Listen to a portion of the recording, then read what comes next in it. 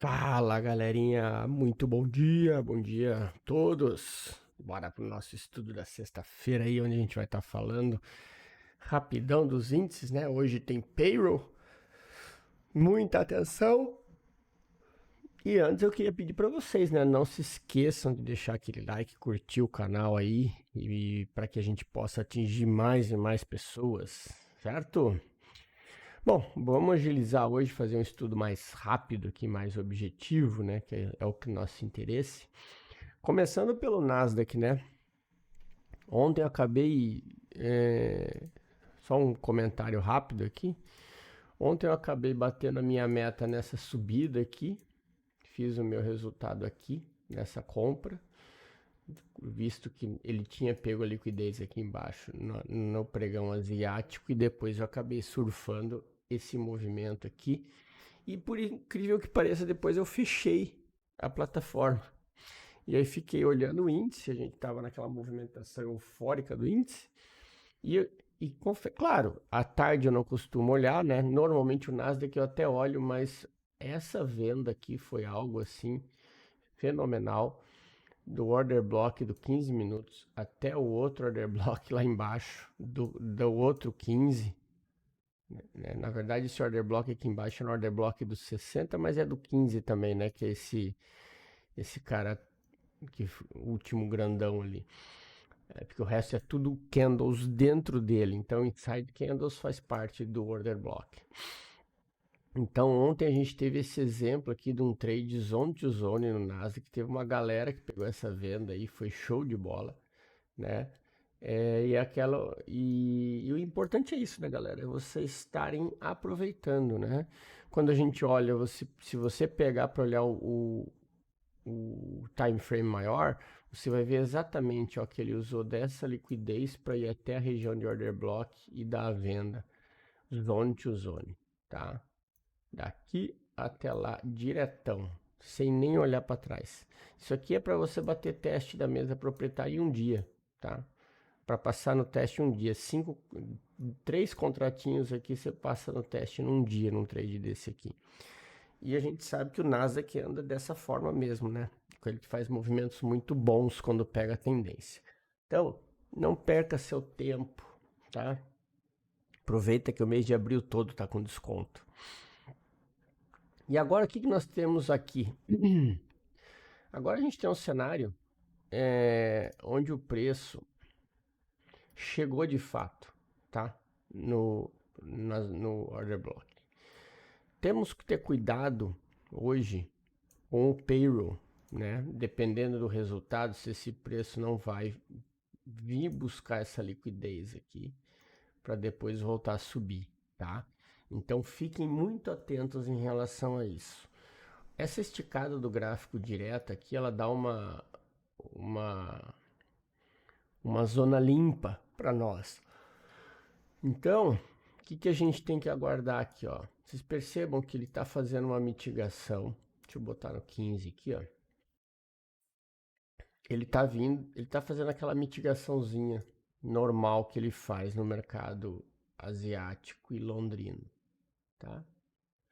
Quando abrir o mercado americano, aí ele costuma fazer os seus topos e fundos mais claros. Então, hoje é o que?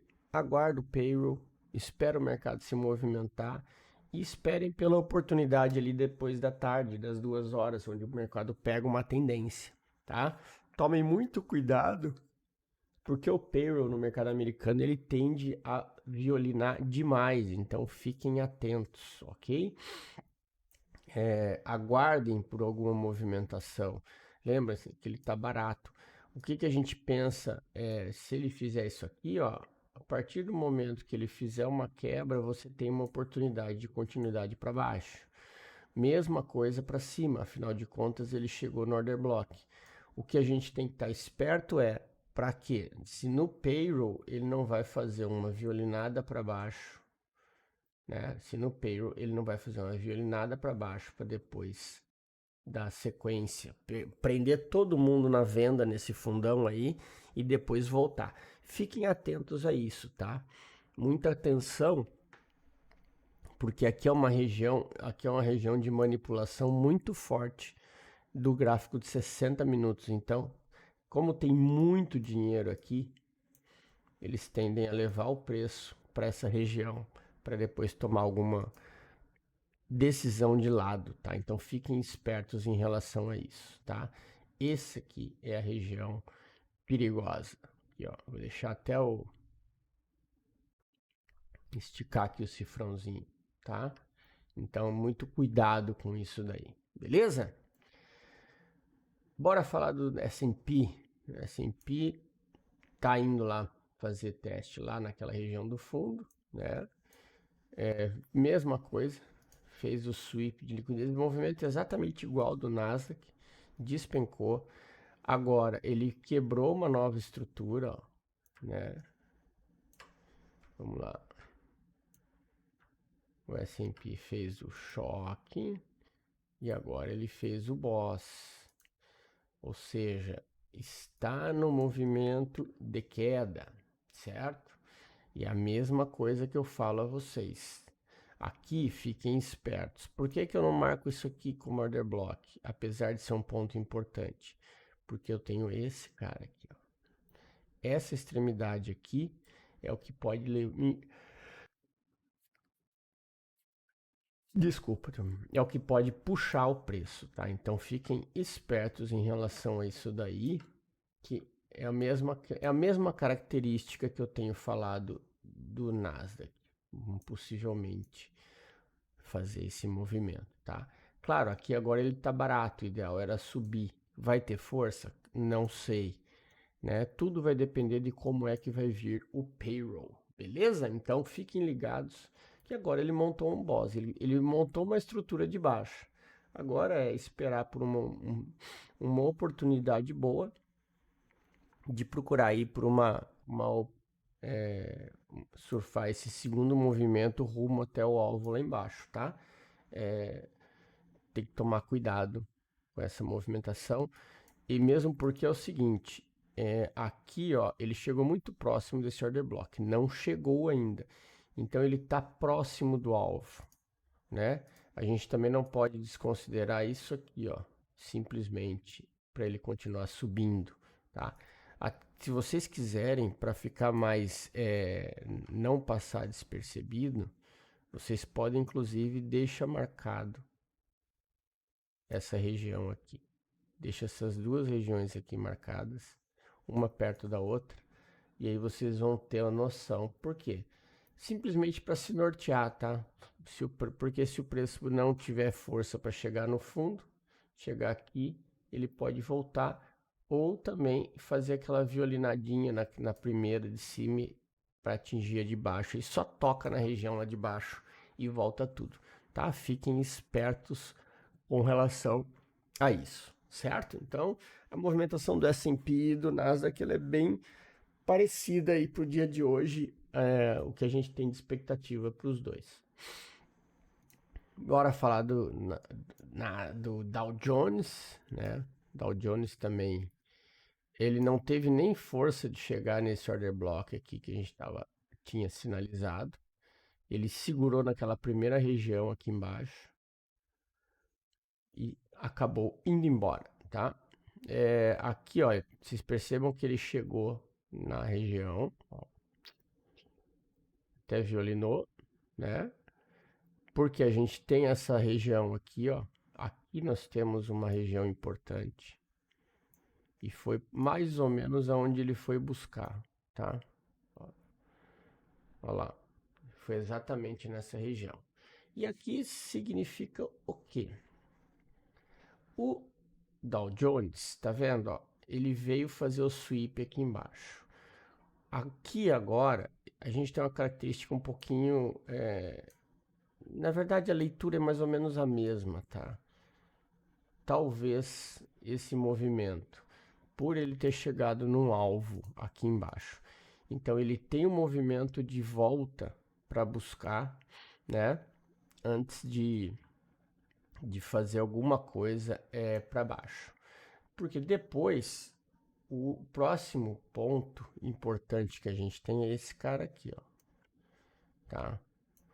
Para baixo, o próximo alvo é esse carinha aqui, tá? Então, são essas, ó, são essas as possibilidades. Se ele perder esse fundo, aí sim, né? Essa região aqui, ó. Aí sim nós temos a continuidade para baixo. Reparem que agora a gente está numa zona de decisão, tá? Ou daqui ele vai para cima, ou se ele perder esse fundo aqui, a gente tem aí uma possível reversão. Já sinalizou aqui, só que isso aqui é o choque desse pullback. Perceberam, ó? Aqui a gente tem movimentos, ó. E aqui a gente tem um movimento interno. Ou seja, e aqui nós estamos falando desse range, que a partir do momento que ele perde isso daqui, aí nós temos o que aqui, ó? O choque do movimento maior. Por isso que essa região aí ela é importante para tomada de decisão, tá? Porque é um fundo que, se o preço segurar aqui e quebrar uma estrutura para cima, ele volta a subir.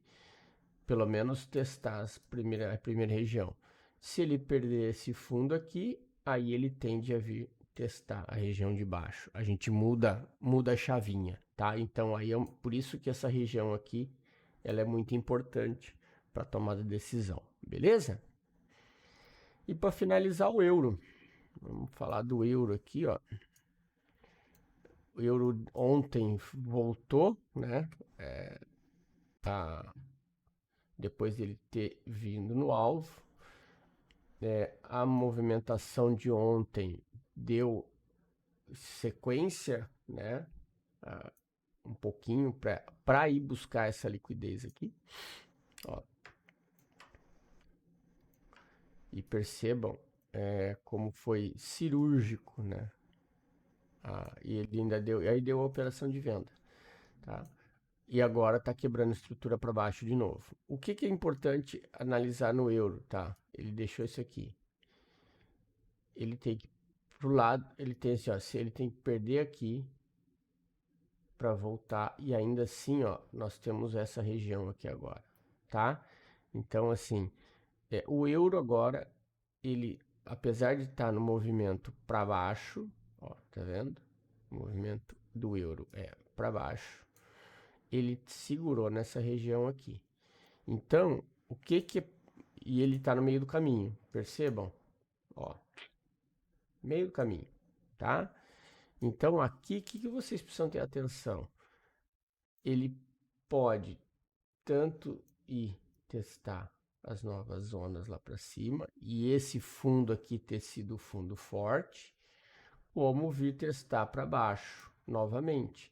Meio de caminho, tá, galera? Tá? Então, a galera que opera o euro, sempre fiquem atentos a isso.